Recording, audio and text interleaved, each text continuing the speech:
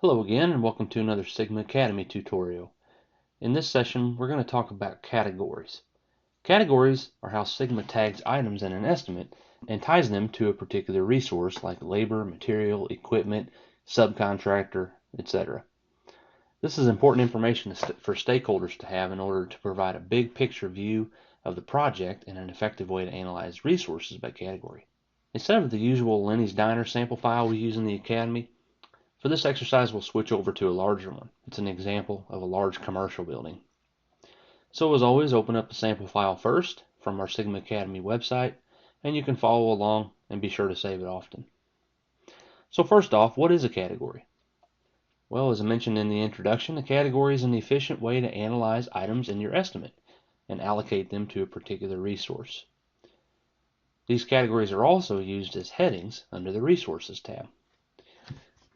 Let's open up our sample file in Sigma Production Building Example, and we'll go through it together. Moving to the Contents tab. An easy way to quickly expand all the headings in Sigma is to click on the Expand Tree option, and you'll be able to see in our sample file a long list of items to choose from that we can go through. So again, it works well with the tutorial on categories. We'll look at the planning part in particular in this video. Let's take a closer look at how categories are used in the Contents tab. Notice our manager here has a labor category, the van has an equipment category, the crane is a subcontractor, and so on and so forth. So here are our items in the Contents view in the category column. Now we'll switch over to the Resources tab, and notice how the categories are resorted as headings in the Resources tab.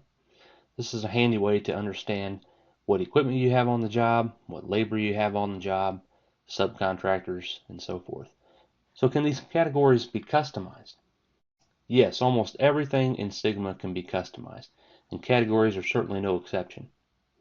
You've probably noticed by now how a smart list of options pops up as you type in the category field, and some of the other fields too.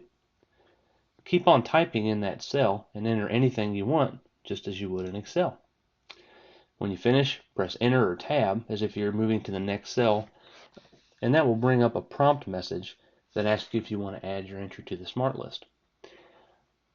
So let's look at our manager in particular. Let's say he belongs to an elite class of corporate executive called the Jedi. So let's go ahead and add that category to our smart list by simply typing it in and then clicking Yes.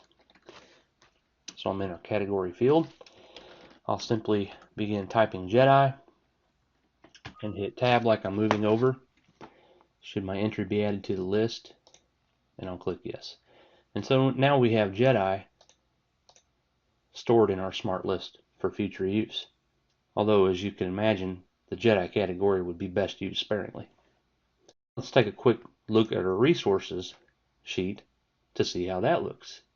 So here's our manager under the resource Jedi, and notice you're getting a Jedi for less than $500, which is a bargain. So can categories be easily changed?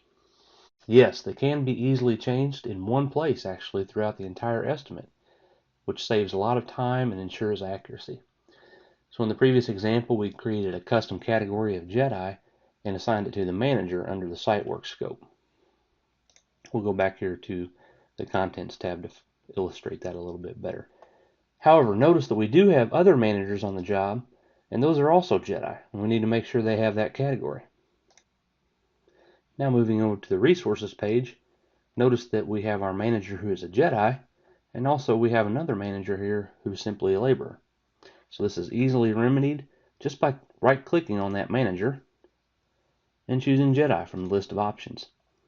So this changes all of the other managers throughout the entire estimate into Jedi.